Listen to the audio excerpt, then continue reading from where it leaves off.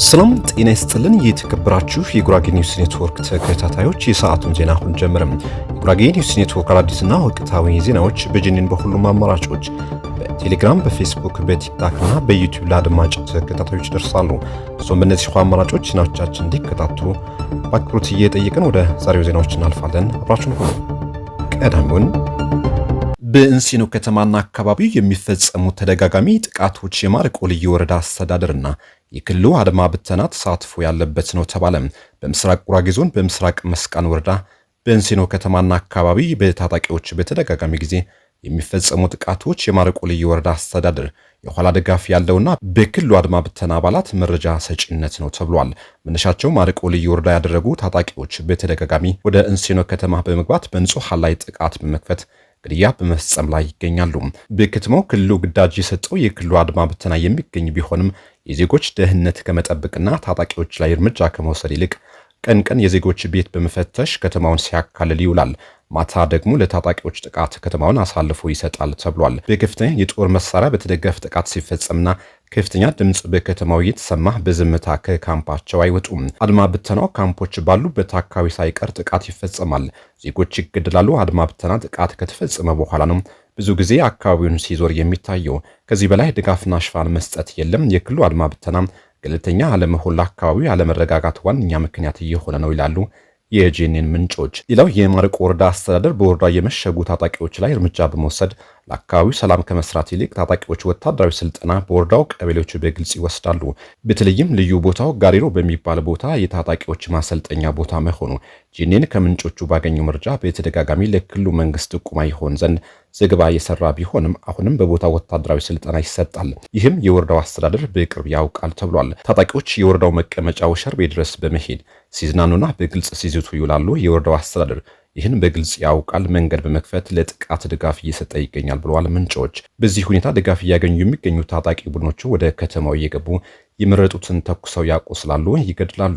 ንጹሃን ሴቶች፣ ሽማግሌዎች፣ ህፃናት፣ ገበሬዎች በታጣቂዎች ጥቃት ሰለባ የሆኑ የሚገኙ አካላት ናቸው።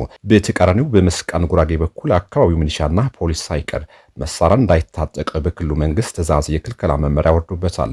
አድማ ብተና ቤት ለቤት እየዞረ መሳሪያ ያላቸው እያለ ዜጎች ላይ ድብደባ በመፈጸም ላይ ይገኛል። ጨለማን ተገን በማድረግ ዜጎች በተኙበት የሚፈጸም ተደጋጋሚ የታጣቂዎች ጥቃት እንዲቆም ገለልተኛ የጸጥታ አካላት ወደ አካባቢው እንዲገባና በዜጎች ላይ ለሚፈጸሙ ጥቃትና ግድያዎች ተባባሪና ድጋፍ ሰጪ አካላት ላይ እርምጃ እንዲወሰድም ዜጎች ጠይቀዋል።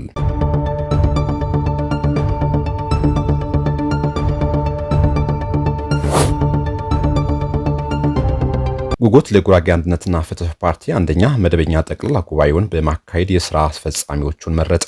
ጉጉት ለጉራጌ አንድነትና ፍትህ ፓርቲ ከ3 ዓመት በፊት በሀገር አቀፍ ፓርቲነት ተመዝግቦ በሀገራዊና ፖለቲካዊ ጉዳዮች ላይ በንቃት ሲሳተፍ ቆይቷል። ፓርቲው ለሰባተኛው ጠቅላላ ሀገራዊ ምርጫ በማዕከላዊ ኢትዮጵያ ክልል፣ በሲዳማ ክልል፣ በደቡብ ኢትዮጵያ ክልልና በአዲስ አበባ ከተማ አስተዳደር ለፓርላማና ለክልል ምክር ቤቶች እንደሚወዳደርም አስታውቋል። የፓርቲው ሊቀመንበር አቶ መሐመድ አብራር እንደገለጹት ፓርቲው ለምርጫው አስፈላጊውን ዝግጅት እያደረገ ሲሆን በአጠቃላይ ከ80 በላይ እጩዎችን ማስመዝገቡንም ተናግሯል። ሰባተኛው ጠቅላላ ምርጫ ዲሞክራሲያዊ ሆኖ እንዲጠናቀቅ ፓርቲው የበኩሉን ድርሻ እንደሚወጣና ለሀገር ሁለንተናዊ እድገት በትጋት እንደሚሰራም ተጠቁሟል። የጉራጌ ማህበረሰብ ከሌሎች የኢትዮጵያ ህዝቦች ጋር በመሆን ሀገርን ለመገንባት በሚደረገው ጥረት ውስጥ ንቁ ተሳታፊ እንዲሆን እንዲሁም ከአጎራባች ማህበረሰቦች ጋር ያለውን ማህበራዊ መስተጋበር የበለጠ ለማዳበር ፓርቲው በትኩረት እንደሚሰራም በጉባኤው ላይ ተገልጿል። ፓርቲው አንደኛ መደበኛ ጠቅላላ ጉባኤውን በድምቀትና በስኬት ማጠናቀቁን በመግለጽ ለዚህ መሳካት አስተዋጽኦ ያደረጉ አካላት ምስጋና አቅርቧል።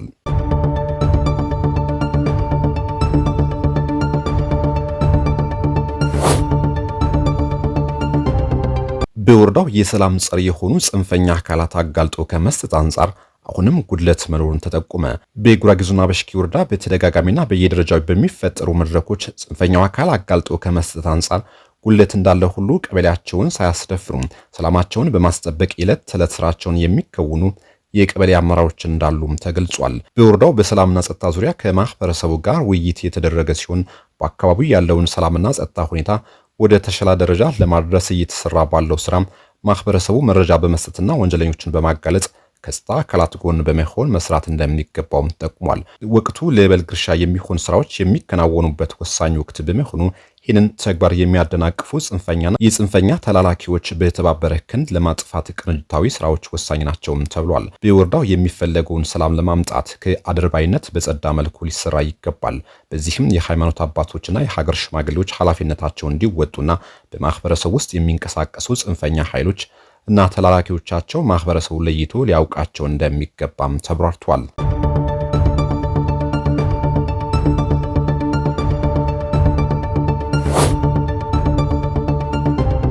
በኢትዮጵያ ለዘንድሮ የሚሆን ማዳበሪያ ቀድሞ ቢገባም ማዳበሪያ ወደ ማዕከላዊ መጋዘኖችና ዩኒየኖች ከደረሰ በኋላ ለአርሶ አደሩ በአግባቡ እየተሰራጨ አይደለም ተባለም።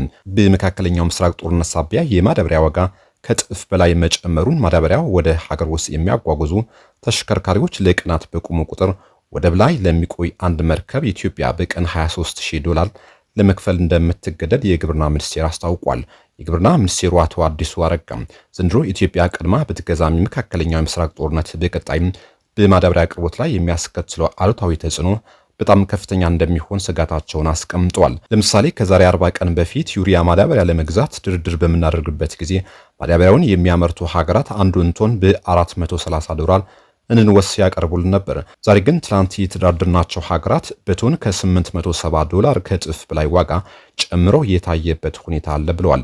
መሰል ቀውሶች በማግስቱ የሚያስከትሉት የምግብ ዋስትና ቀውስና የምግብ ሰንሰለት መዛነፍ መሆኑ የገለጹት ሚኒስቴሩ እዛ ፈተና ሳንወድቅ የሚታረስን መሬት በአግባቡ ማረስ፣ የተፈጥሮ ማዳበሪያ ወይም ኮምፖስት መጠቀም እንደሚገባ ማሳስቧል። ለዘንድሮ የሚሆን ማዳበሪያ ቀድሞ መግባቱን አንስተው መሰረታዊ ችግሩ ግን ማዳበሪያ ወደ ማዕከላዊ መጋዘኖችና ዩኒየኖች ከደረሰ በኋላ ለአርሶ አደሩ በአግባቡ እየተሰራጨ አይደለም ብለዋል። የተሽከርካሪዎች ምልልስ በየዞኑ በየወረዳ የሚቆም ከሆነ ችግሩ እንደማይቀረፍ ያስረዱት ሚኒስቴሩ ያ ደግሞ ለእያንዳንዱ መርከብ $23,000 እየበላን ስለሆነ ሀገር በዚህ ምክንያት ተገቢ ላልሆነ ጉዳት እየተዳረገች ነው ሲሉ አሳስበዋል።